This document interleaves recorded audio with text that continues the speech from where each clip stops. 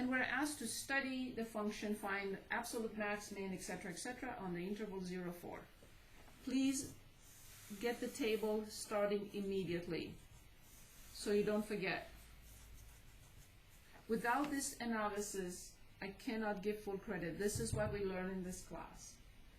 Okay, 0, 4, nothing else. I have to put in the interval that I'm given. First step, like before, exactly the same. What is the first step?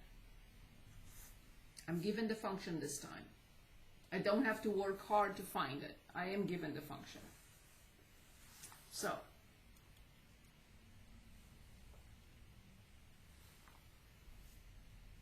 what is the first thing?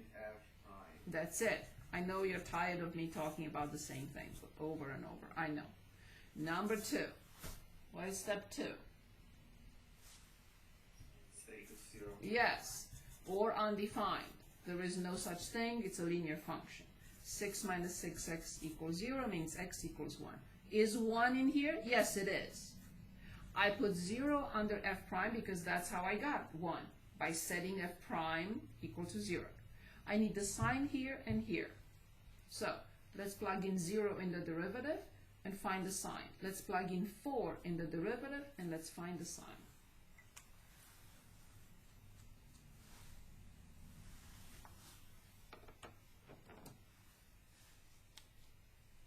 Positive and then negative? Positive and negative. At this point, I plug the function in the graphing calculator and I have to determine these 3 numbers. So back to the calculator, and y equals, and I have 1 plus 6x, 1 plus 6x minus 3x squared. Good. And now I go to the table. I need 0, 1, and 4.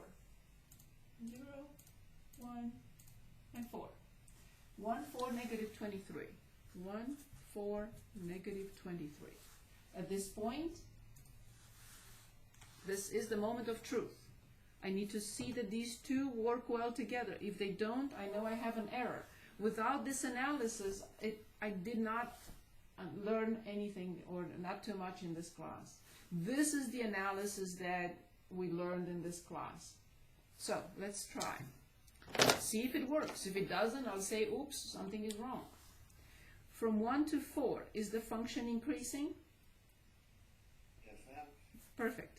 From 4 to negative 23, is the function decreasing? Yes, ma'am. Perfect. Now we have to do the analysis, what 0, 1 represents, what 1, 4 represents, and what 4, negative 23 represents. I'm not going to graph the function, but I'm going to show what I see here. So the height of 1 is here, the height of 4 is here, and the height of negative 23 is here. This is not the graph of the function, I'm just showing these values.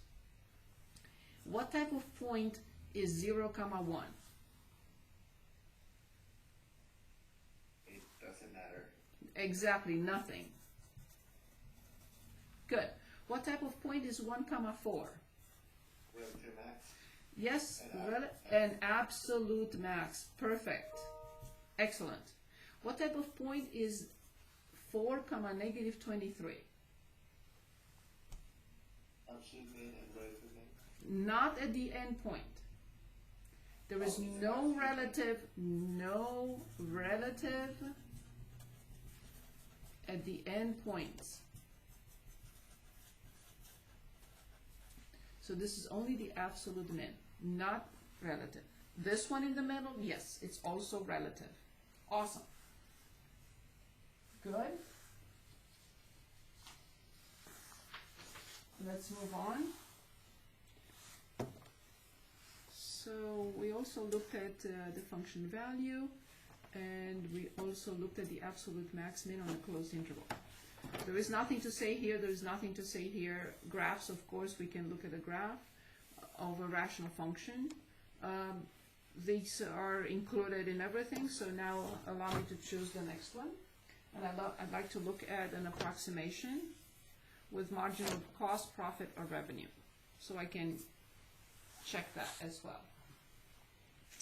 Any questions on this, please? Anyone? Any questions? As you see, the theme is very clear. The derivative, critical numbers, study the sign. They're all the same. Everything is based on the same concepts. Okay, that's my page 6. So next I'd like to look at a problem from 3.6. Which page is that? Yes, it's back to 341.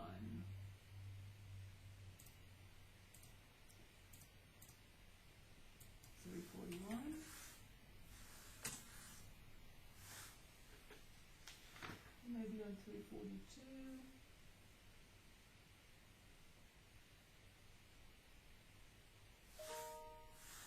Okay. Yes, maybe on 342, I think.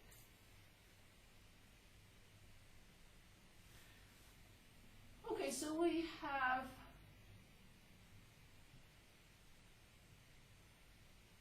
I think I assigned this problem, no, we did it in class last time, so let's choose another problem.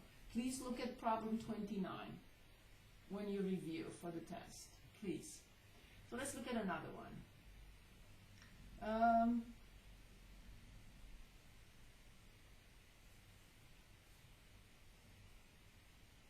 Okay, perfect.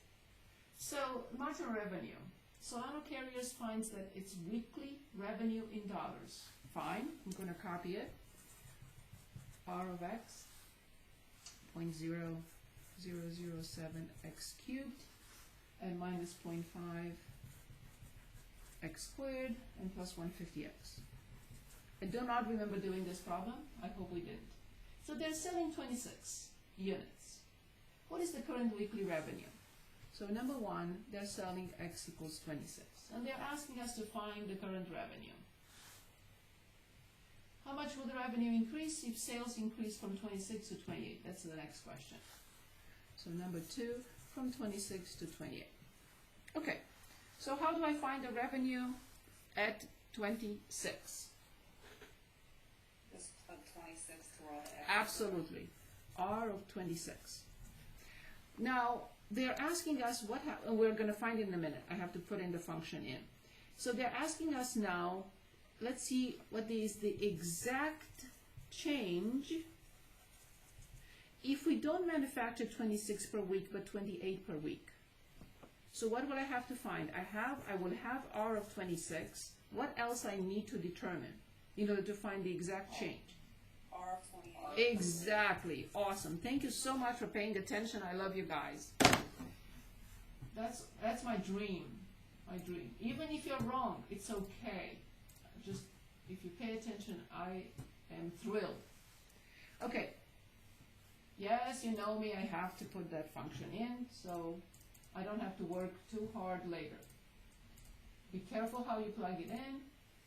Okay, minus 0.5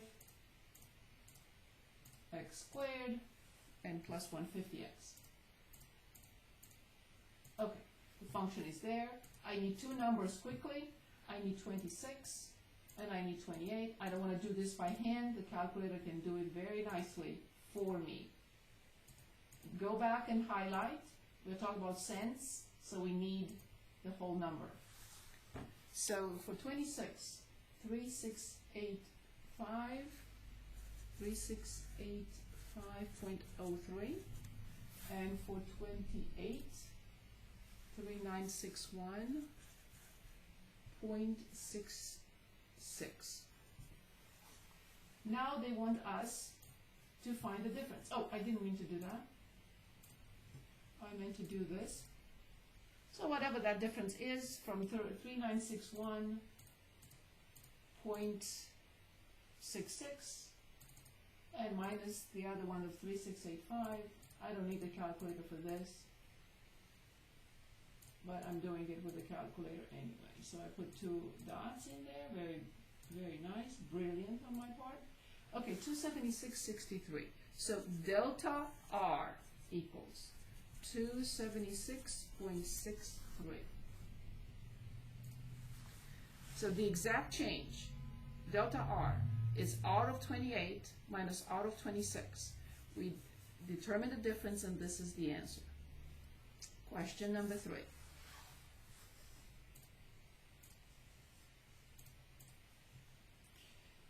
What is the marginal revenue? And then, when 26 suitcases are sold, how do I determine the marginal revenue? First, the definition of the marginal revenue. Which function is that?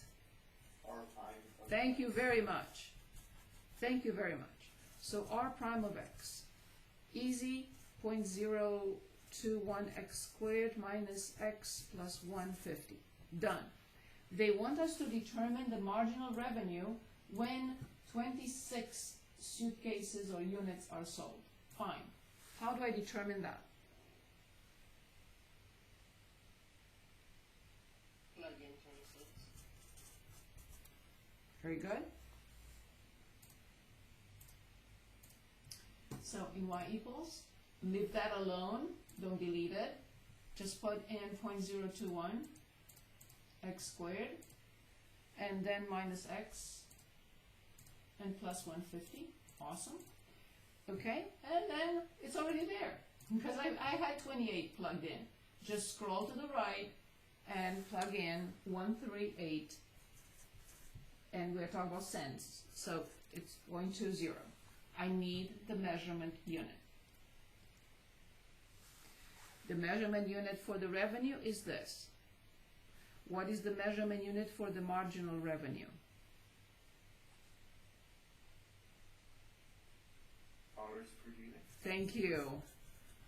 Thank you so much. Thank you. Remember, this is a rate of change. It has to have two measurement units. One coming from the function over the one coming from the independent variable. Awesome. Excellent job. Thank you. Okay.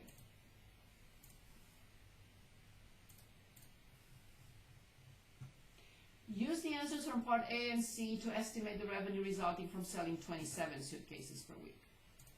Okay, so let me refresh your memory. This is f of x plus a little bit, approximately f of x plus f prime of x dx. This is the formula for this question, where x is 26. Let me use a different color here. X is 26. Since we're talking about 27, how much is dx? If we're talking about 27. And x is, if x is 26, and we are talking about 20, exactly. Which means right here, this is 1. This is x. And this is x. And we have everything. We just have to identify them.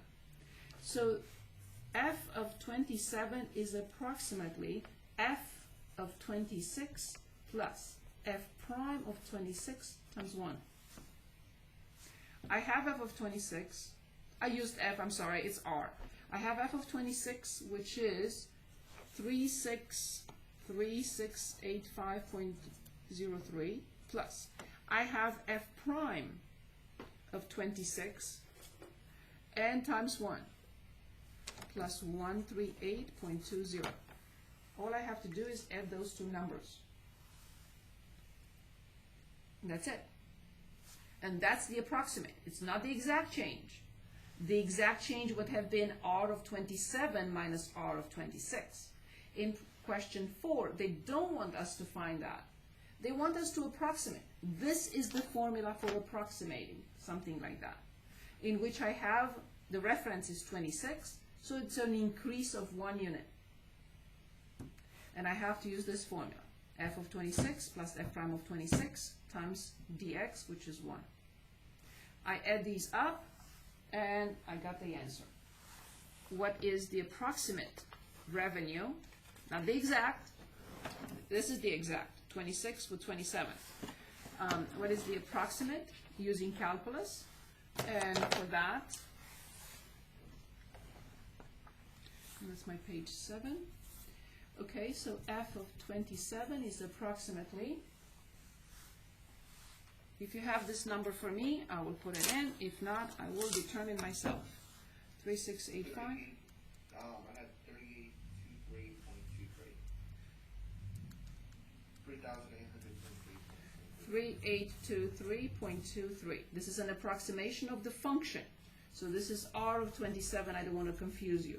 3823.23. This is in dollars. It's not a rate of change. This is it. Perfect. That was a perfect question. So I can now consider this done. We can look at the graph if you want to look at the next. So basically that's all we needed. The test is on Tuesday. I hope you already registered. And Monday night, if you still have some questions for me, I'll be very happy to answer them before I have to start chapter 4. Without considering the session of today, we have 10 meetings left.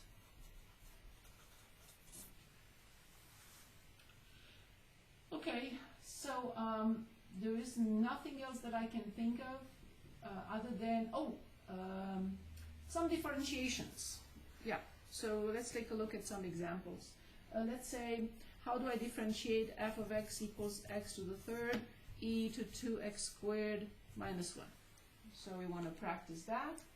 We want to practice differentiating, let's say, natural log of 2x cubed minus 2x plus 1. And let's see what we get. And also I'd like to look at a related rates question. So let's start with these two. And then related rates question.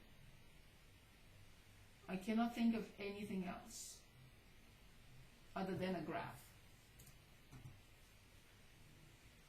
Can anyone help with this or this, whichever you want to start with? And in the meantime, I'm opening at 3.9.